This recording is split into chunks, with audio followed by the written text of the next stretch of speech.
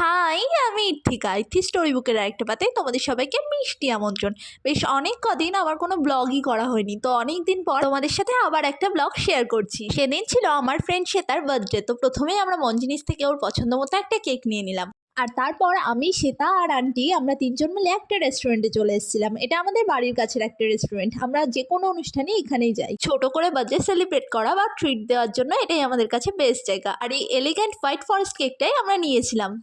আর সেটা এত মিষ্টি যে কেকটা ওর সাথে ম্যাচিং হয়ে গিয়েছিল, আর এই ছোট্ট টেডি বিয়ার ক্যান্ডেলটা আরও সৌন্দর্যটা বাড়িয়ে দিয়েছিল।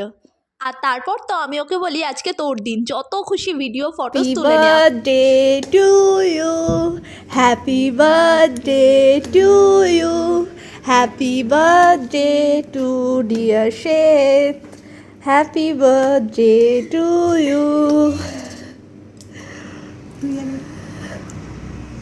আগে নিজে খাই নাকি